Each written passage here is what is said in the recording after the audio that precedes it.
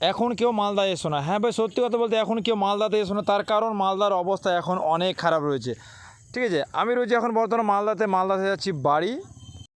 তো মালদা থেকে আমি বাড়ি কি যাব ভাই, সত্যি কথা বলতে এখন 2:30 বাজে। ঠিক আছে, আর নিউ জলপাইগুড়ি ইন্টারসিটি এক্সপ্রেসে আমি দাঁড়িয়ে রয়েছি, কিন্তু ভাই এতটা ভিড় ট্রেনের মধ্যে যে বলার কথা না, ভিতরে যাওয়ার জায়গা পাওয়া যায় না। আর আমি দাঁড়িয়ে রয়েছি বাইরে ভাই, প্রচণ্ড গরম। আর এই গরম হওয়ার আর গাড়িতে ভিড় হওয়ার কারণ একমাত্র কে জানো? দেখো, এইসব মানুষ যারা এই যে এখন প্ল্যাটফর্মে যারা শুয়ে রয়েছে তাদের জন্য বেশি ভিড়। আর সবথেকে বড় কথা, এই ভিড়ের মধ্যে কে গাড়ির ভাই চেন টেনেছে। ড্রাইভারটা আমার সামনে দিয়ে অনেক রাগের মাথা হেঁটে গেল, বলছে কে এই কাজটা করেছে। যাই হোক, এই কাজটা যে করেছে কিন্তু তার প্রয়োজনের জন্য করে, তার কারণ মালদাতে আজ 3-4 দিন ধরে ভাই লোকাল ট্রেনগুলো বন্ধ থাকার কারণে ট্রেনে অনেক ভিড় হচ্ছে।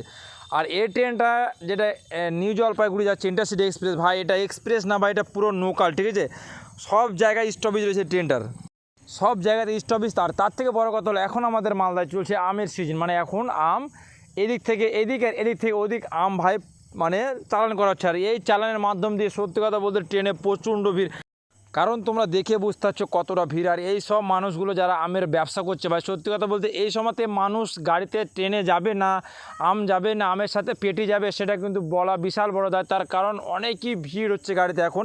আর দেখো গাড়িটা কিন্তু ভাই এদের জন্য ছাড়তে পারছে না, তার কারণ গাড়িটা একজন চেন টেনে গাড়িটা ভ্যাকাম করে দিয়েছে। ঠিক আছে, দেখো ফাইনালি অনেকক্ষণ পরে কিন্তু গাড়িটা আস্তে আস্তে কিন্তু ছেড়েছে। আর তবে দেখো ছাড়ার পরে ভাই তোমাদের সত্যি কথা, যদি কারোর কোনো ইম্পর্টেন্ট কাজ ছাড়া এমনি শখ করে কেউ মালদা ঘুরতে এসো না, কারণ এখন মালদার অবস্থা অনেক খারাপ।